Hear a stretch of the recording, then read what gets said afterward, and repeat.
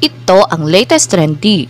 Viral at trendy ngayon sa mundo ng social media ang di umano'y balitang detalye sa issue ni Angeline Gorens kay Buboy Villar at sa kanyang bagong girlfriend. Ex-partner ni Buboy Villar, ibinulkar na hindi na umano sapat ang sustentong ibinibigay para sa mga anak nila at may bagong belta sa bagong partner ng aktor. Ito ang mainit na balitang pinuputakti ngayon ng samut-saring komento mula sa marami sa ating mga kababayang Pilipino. At marami nga sa kanila ngayon ang hindi napigilan ang kanilang sarili na maglabas ng kanilang hinaing at komento sa mundo ng social media. Pero bago ang lahat mga ka-trendy, kung hindi pa kayo nakasubscribe sa aking channel, please click subscribe and hit the notification bell para lagi kang updated sa latest trending na balitang i-upload namin.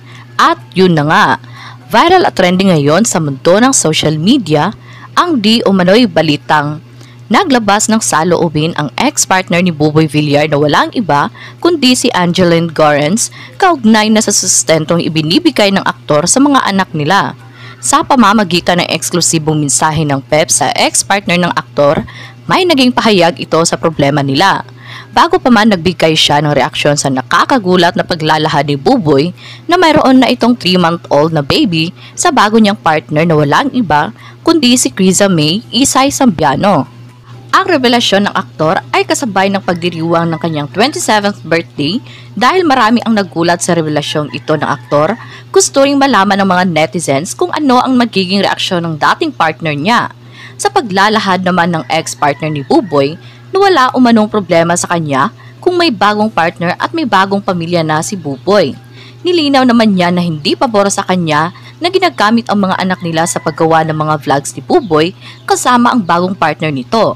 Direktang inamin rin niya na ang naging issue lamang nila ngayon ni Buboy ay ang maliit umanong sustentong ibinibigay ng aktor ngayon sa mga anak nila. Ayon sa kanyang naging pahayag, quoted, "Okay naman kami nung una. Pinakilala niya na nga, buntis na. Nag-usap-usap kami ng personal nung last year nung buntis pa siya.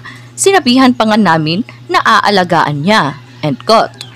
Pinunto niya na nang nanganak na raw umano ito ay doon na nagsimulang lumiit o nabawasan ang sustentong ibinibigay ni Buboy. Dagdag pa niya, quoted, "Kaya nga lang nung lumabas na ang bata, pinawasan ang sustento. Hindi na siya nakakadalaw sa mga bata. Niwala na siyang oras para sa aming mga anak. Sa tuwing bumibisita umano siya, ay inconsistent pa umano. Bibisitahin na nga lang inconsistent pa, tapos taking credit and taking care of the kids or having custody when that's not even close to the truth." End quote. Pinakaayon naman niya na nakikita na niya na ginagamit ng dalawang anak nila upang makaagaw atensyon sa publiko.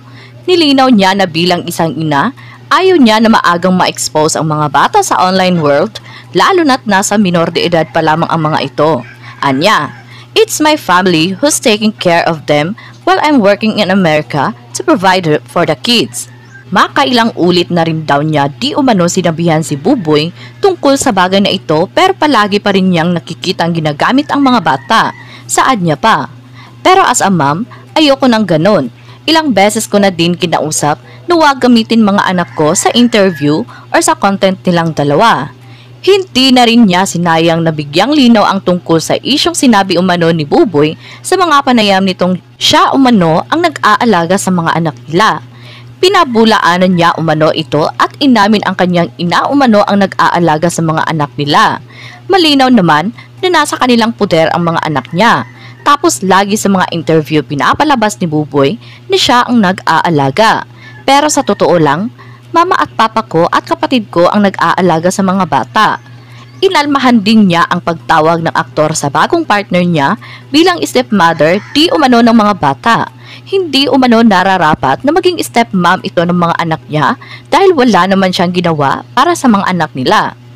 And giving the title of a stepmom to the girl is irrelevant because she doesn't do anything for my kids. Paglilinaw niya ulit na wala naman siyang problema sa magiging bagong anak ng ex-partner niya at bagong family nito. Ang tanging issue lamang nila ay ang bawas na atensyon at sustento ng aktor para sa mga anak nila.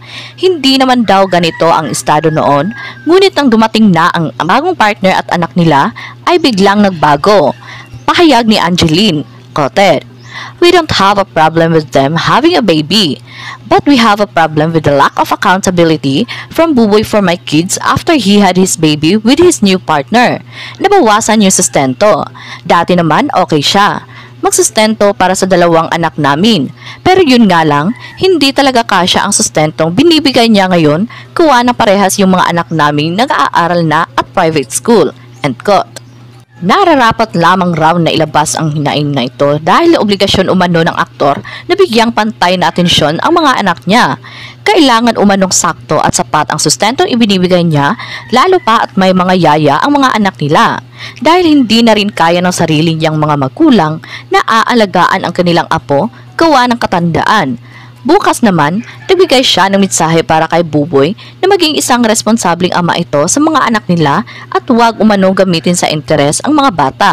Dagdag niya, quoted, I just want him to take accountability and to be fair with my children and his new child, and for him to stop taking credit that he's the one taking care of the kids when it's really my parent and sister while I'm working in America, and for him and his partner to stop posting my children for their content because they're not the ones taking care of them. End quote. Kung matatandaan noong taong 2020, tukuyang maghiwalay ang ex-couple. Tumagal naman ang 4 na taon ang pagsasama nila na siyang pinusuan pa noon ng mga taga-suporta pa nila. Sa edad na 3 years old, dumating si Angeline sa Pilipinas kung saan dito siya lumaki kasama ang mga foster parents niya. Noong 2016, nang unang nagtagpo ang dalawa sa set ng Half Sisters, ilang buwan lamang ay opisyal na ang relasyon nila. Lumipas ang 1 taon ay nagpropose si Buboy sa kanya. Nagkaroon naman sila umano ng 2 anak. Samantala, matatandaan kamakailan lamang nauwi sa long-distance relationship ang estado nila noon bago ang hiwalayan. Ayon sa pahayag naman nila na ang rason ng breakup ay dahil na rin sa ilang bagay na hindi inasahan. Lumabas din ang ilan sa mga usap-usapan noon na iniwan umano si Buboy ng kanyang ex-partner dahil nga sa paghihirap niya noon. Kahit pa man isang artista na ito, ay tila hindi pa rin sapat di umano sa ex-partner ang kinikita niya upang buhayin sila. Hindi naman malinaw kung may katotohanan ang tungkol sa isyong ito. Matatandaan kamakailan lamang na may mga pagkakataon rin na naiispatang sinasama ni Buboy ang mga anak niya sa trabaho, ito'y matapos ang hiwalayan nila. Pansin naman ng mga netizens na kahit pa man hiwalay na ang dating couple, ay maayos pa rin ang relasyon nila sa isa't isa bilang mga magulang. Mataas pa nga ang kumpiyansa ng ilan sa mga fans ng dalawa na magkakabalikan sila, makita ang ilan sa mga bonding moments nilang pamilya. Ngunit ngayon, sa nakakabiglang revelasyon ni Buboy na may bago na siyang pamilya ay hindi na nga sila magkakabalikan pa tulad ng hiniling ng mga fans nila. Sa ngayon, ay wala pang reaksyon at komento si Buboy tungkol nga sa inilahad at belta ng kanyang ex-partner tungkol nga sa issue nila sa sustento para sa mga bata. Kaya naman nang lumabas nga ang balitang ito ay umani agad ng samot-saring komento mula sa marami sa ating mga kababayang Pilipino. At marami nga sa kanila ngayon ang hindi mapigilan ang kanilang hinaing at komento sa mundo ng social media. And they posted, quoted, Current partner girl, kahit meron na kayong anak, pagsabihan mo si Buboy tungkol sa tamang sustento sa ex niya. Nice current girl. Siya pala yung sinasabi ni Sian Gaza. Napanood ko interview niya kay Makagago, grabe siya mapanakit sa ex-wife. End quote. At yun nga mga katrendy, ano ang masasabi mo sa video na ito? Huwag kalimutang mag-iwan ng komento sa baba para malaman ko kung ano ang naging reaksyon mo sa latest at trending na balitang ibinahagi namin. Maraming salamat po.